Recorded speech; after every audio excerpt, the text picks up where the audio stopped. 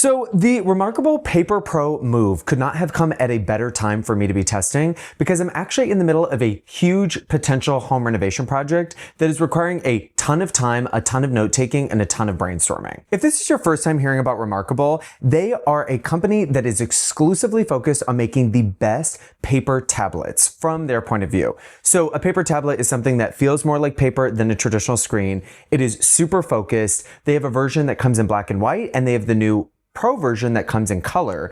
And so the Paper Pro Move is the first small portable tablet from this company. Now, the Pro title just tells you that it is a color display versus a black and white display, which has its pros and cons, and I'll get into that in a minute. Okay, so like many other companies out there, Remarkable's entire focus is minimization instead of maximalization. Is that a word? Sure. The idea is you have a dedicated piece of technology that helps you get a specific thing done instead of something like an iPad that helps you get a ton of things done in one device. And the entire selling point is simplicity and focus, which we'll get into. I don't know if I totally buy into, but I understand that there's definitely a market for this type of device because Remarkable as a company has done very well over the last couple of years. Now, I've actually tested the black and white Remarkable and the black and white Kindle Scribe before, and both of them are very similar. They're both writing tablets, but the Kindle is a little bit more focused on reading, obviously coming from Amazon, and the Remarkable, even with the Pro versions that have color screens, do not have a great reading ecosystem. It is pretty much just focused on the writing experience. You can put PDFs and certain types of ebooks on the Remarkable device, but the reading experience is really rudimentary. So if that's something that you're looking for, I'll just tell you right now, this is not the device for you. I'll be honest, after using those other two devices, I realized that a paper tablet, like a writing experience, is not exactly what I'm looking for.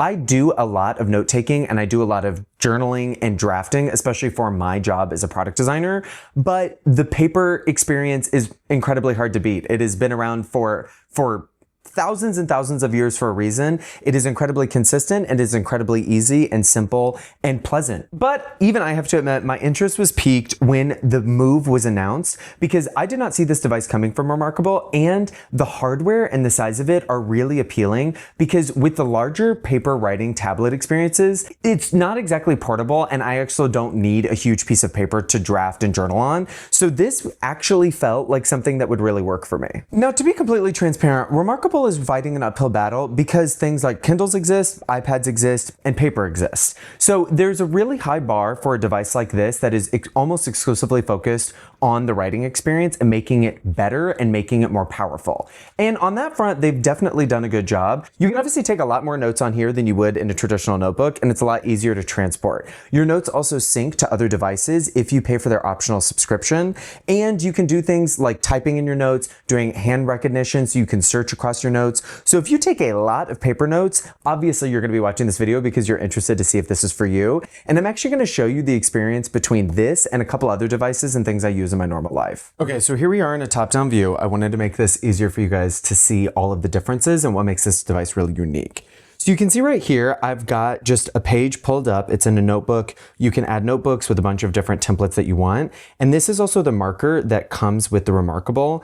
And this kit right here is the $449 price, which already, I know, that's a ton of money, especially when you're comparing it to a $1 pad of paper. And what you get is impressive, but it really might not be for you. And that's what I'm kind of here to show you. So the marker is magnetic and it has an eraser at the top and a pin nib at the bottom, and you can change these out as they wear down over time. So you do need to charge the pin by putting it on the side, but thankfully there's magnets here in this ribbed edge right here, and it's super easy to do, and it's not, you know, it's easy to keep track of. But let me show you what makes this device unique. When you're in the notebook experience, you can see here that I have a bunch of different things going on. I've got some colored text, I've got a highlighter, and that's because on the Pro specifically, you have a color e-ink screen.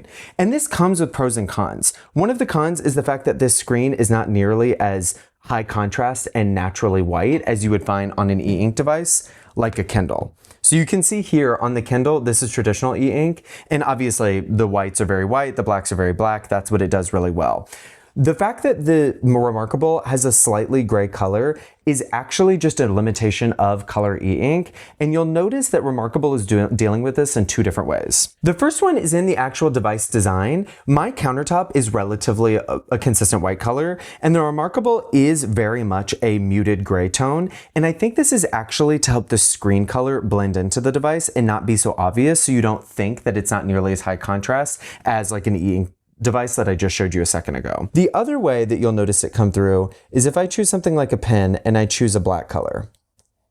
There is very low latency. I'm able to just draw like I would, and that's a really nice experience. There's nice texture on the screen and with the pen. Like if I switch to a highlighter, for example, you'll notice that the color starts to fill in as I'm drawing, and then it takes a second and it makes the color really vibrant.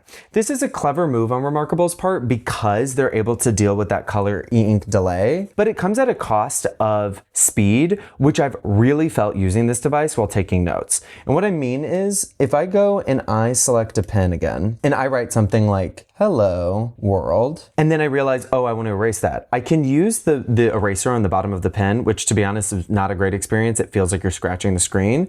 But if I go ahead and erase really quick, and then I start typing again, it takes a second for that text to actually appear, and multiple times my brain and my hand work faster than the screen, and I'm writing over myself when I don't mean to be. Same thing goes when you're starting to erase. You'll see that you are erasing words and they start to get a little bit faded, but sometimes it's hard to tell if you've actually missed an area. Like right here, I've missed the highlighter color, and I'll just have to go back in and keep erasing, which is just a limitation of this type of screen. On the flip side, you can obviously have a lot going on, and this is a lot easier to do than maybe a traditional piece of paper where you have to bring a bunch of markers and you have to have a notebook and it's all a lot of weight and things to carry. But at $449, is it really that big of a deal to carry paper? So I'm gonna go ahead and write out my to-do list on both experiences and we'll see what it's like.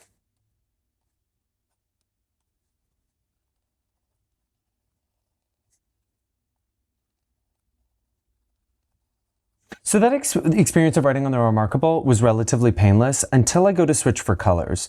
So in this case, if I want to switch to a blue, I have to open the menu, switch back, you'll notice the screen refresh, and then I'm going to go ahead and mark off things with this blue check mark. Nice that I can do it, but it takes a couple of steps. So then if I switch over to my notebook here,